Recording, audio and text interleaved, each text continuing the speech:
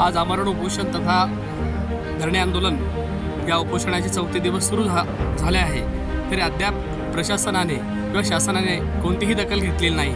तरी या ठिकाणी आपले समर्थन किंवा जाहीर पाठिंबा देण्यासाठी या ठिकाणी गोकुळ पाटील सर, सरचिटणीस शेतकरी कामगार पक्ष, तसेच शाहीर वाल्मिक, फाजिक, जमील मास्टर, दिलीप पवार आणि गणेश भोई हे या खास करून आपल्या ह्या उपोषणाला आणि आमरण उपोषणाला तसेच बेमुदत धरणे आंदोलनाला त्यांनी पाठिंबा दर्शवलेला आहे।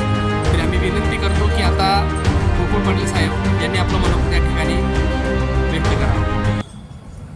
मित्रांनो, या ठिकाणी सकल आपलं बंजारा बहुउद्देशीय समाजाच्या वतीने तसेच दिलीप भाऊ सामाजिक कार्यकर्ते यांच्या वतीने ज्या या ठिकाणी उपोषणाला यांनी बसलेले आहेत, त्यांच्या ज्या मागण्या आहेत त्या अत्यंत रास्त आहेत। या रास्त मागण्यांकडे इथल्या मी शेतकरी कामगार पक्षाच्या वतीने जिल्हा चिटणीस जळगाव जिल्हा यांच्या वतीने आणि आमच्या तालुक्याची टीम जी आहे यांच्या सर्वांच्या वतीने इथल्या स्थानिक प्रशासनाला आणि हे जे राज्यकर्ते जे आहेत या सर्व राज्यकर्त्यांना, विशेष करून मी आमदार महोदयांना किंवा इथलं राष्ट्रवादी राष्ट्रवादीचे जे आहेत पदाधिकारी त्यांना आणि तसेच शिवसेनेच्याही पदाधिकाऱ्यांना यांना सगळ्यांना मी या ठिकाणी विनंती करतो की मित्रांनो, या ठिकाणी मी एक पत्र पाहतो, एक कृषी उत्पन्न बाजार समितीचा हा जो ठराव आहे, हा ठराव यांनी या ठिकाणी पत्रामध्ये प्रशासनाला दिलेला आहे की ज्या दिवशी हे उपोषणाला बसले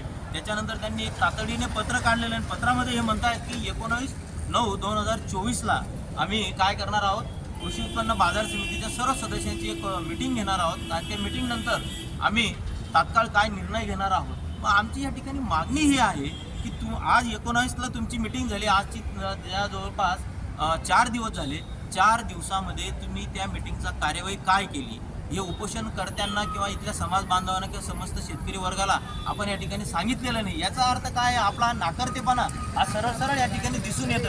4-4 दिवस उलटून चालले म्हणजे तुम्हाला का लोकांचे जीव घ्यायचे आहेत का, म्हणजे मानसिकता तुमची दिसत नाही का? मी विशेष करून मी आमदार महोदयांना आणि इथल्या आपल्या विरोधी पक्षाच्या लोकांना विनंती करतो की आपण आपलेही त्या ठिकाणी सदस्य आहेत आणि लवकरात लवकर ह्या कृषी उत्पन्न बाजार समितीची एक तातडीची बैठक घ्या आणि बैठक घेऊन पणन महासंघाला तरी कळवा की आम्हाला ह्या ठिकाणी आमचा हा असा ठराव झालेला आहे की माननीय वसंतराव नाईकांचं नाव आम्हाला कृषी उत्पन्न बाजार समितीच्या गेटवर द्यायचं आहे। तर तसं तुम्ही ठराव घ्या ना, तो ठराव घ्या आणि तो आमच्या उपोषणकर्त्यांना द्या ना। हे का तुम्ही देत नाही आहात, म्हणजे इथं तुमची करण्याची इच्छा दिसत नाही का?